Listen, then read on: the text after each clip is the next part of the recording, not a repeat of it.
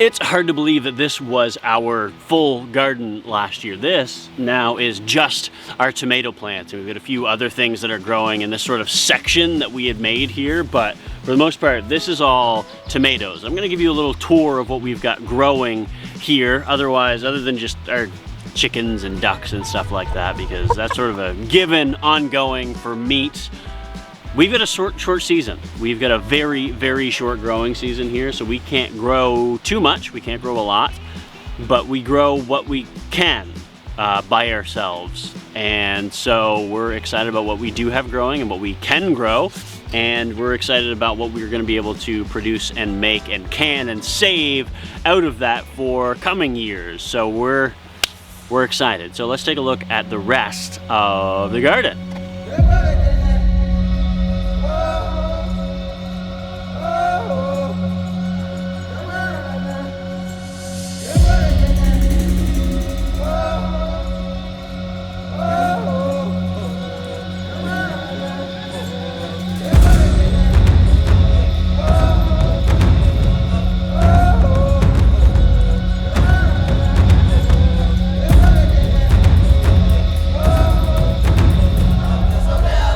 Compared to last year, we've got so much more going on here. We've got about 30 tomato plants growing there, and we've companion planted them with some basil, and then we've expanded out to here where we've got some radishes growing down there, got some spinach, romaine lettuce, and even some beets, and we filled those back bins with some compost to be able to grow some peppers, hot peppers, green peppers, and hopefully we'll be able to produce a little more than what was just this garden a few months ago, or even last year. And then right here on the outside, we've got our cucumbers growing that'll hopefully be able to grow up this fence and grow our pickling cucumbers on it.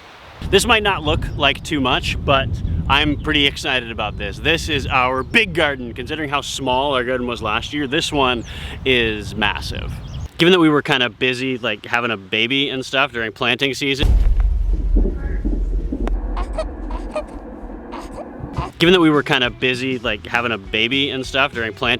we didn't get to do everything that we wanted, everything that we'd hoped and dreamed of for this garden. But regardless, there's still a lot growing in here, so why don't I walk you through what we got going on. So it's full of weeds right now, so you might not be able to tell what is actually food and what is not, or what's actually supposed to be here, but we are really proud of what we got going on here. In this first row, we have onions that are growing, and we've never been able to be successful to grow onions, and these aren't from bulb, these are from seeds that we started, goodness, months and months ago now. Planting seeds is kind of a chaotic time. There's no real rhyme or reason to it. It just is chaos. There's plants, cups everywhere, and things kind of get out of control. But here we go.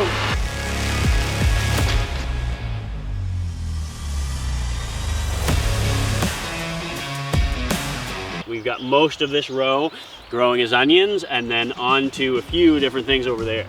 If you are familiar with permaculture, you might be familiar with the three sisters, which is planting beans and corn and squash together. Basically, the squash provides ground cover, and then the beans will be able to crawl up the corn, and that's what we've done here. We've got corn plants growing up with our beans. The corn might be a little stunted. It's been kind of wet.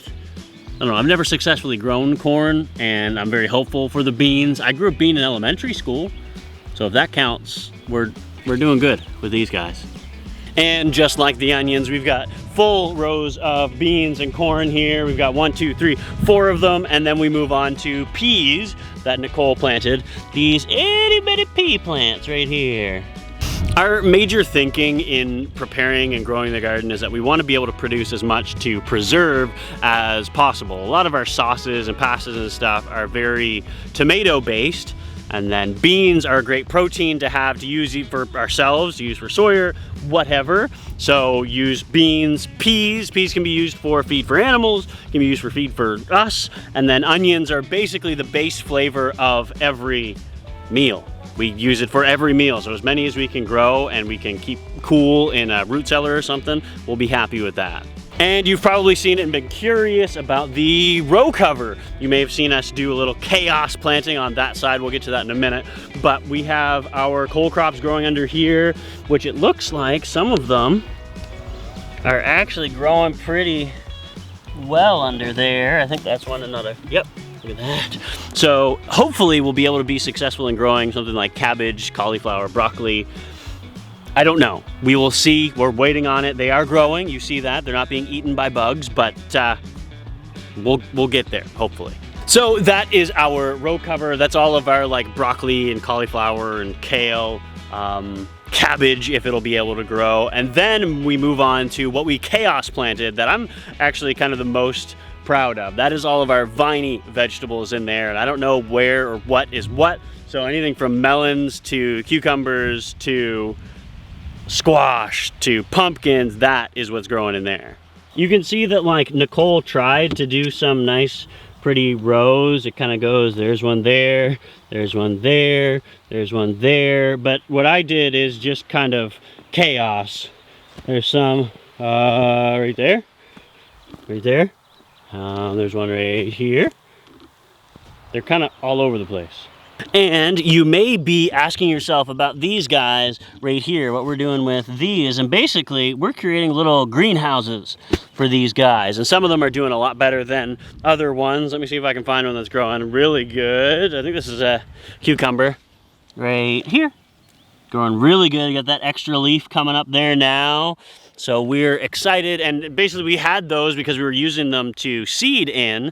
And then that didn't really work because clear plastic doesn't work for seeding. We can talk about that another time. But these, we had them, so we've just scattered them about all over here of the plants that we've seen come up. And that way we kind of know what's where and where to weed and whatnot. Now, you would think a garden this big and then our tomato garden over there, that is enough for you guys. You've got enough going on. You don't need any more. Oh. But let me show you something. We've got more growing all over the property. Here we go.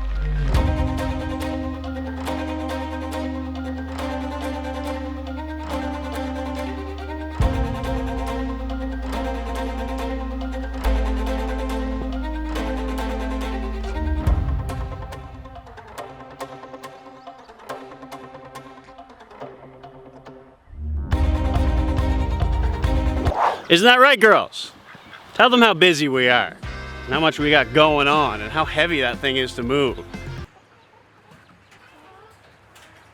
After our two official like garden areas, things get a little wonky. Everything's kind of all over the place. This right here is our blueberry patch, along with our raspberries that are just beyond here, and then blackberry berries that we seeded. Oh my goodness.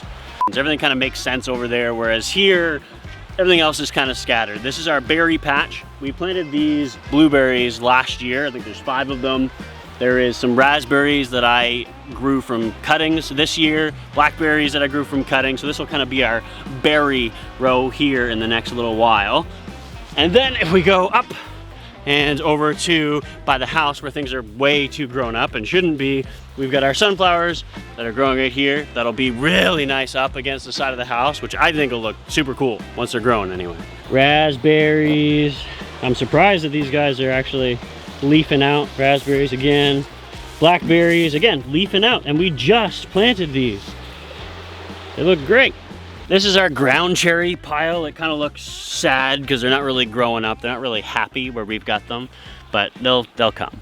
Oh, and this is where we will end our tour, for lack of a better term. These are our Egyptian walking onions there, and we're pretty excited about those. But yeah, we've got a lot of different things growing all over the property, from, goodness, apple trees to medicinals to berries to herbs to just so much stuff that we've got going on, and we are constantly learning about different things that already grow here that we can use, from stuff like this that is hawksweed that you may not have known that you can use, to different leaves, to different sprouts, and just stuff that we are finding that's native to here, things just we didn't learn about as kids. And I'm excited to be learning more of those medicinals, especially.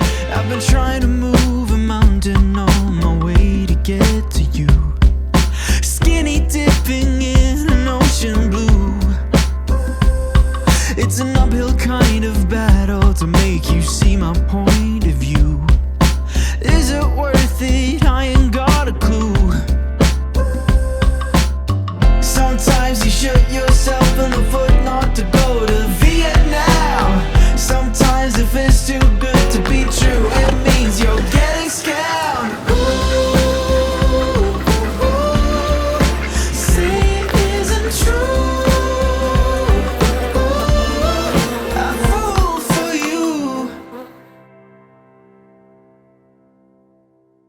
had an incident with the bees. Actually, I got stung 3 times yesterday.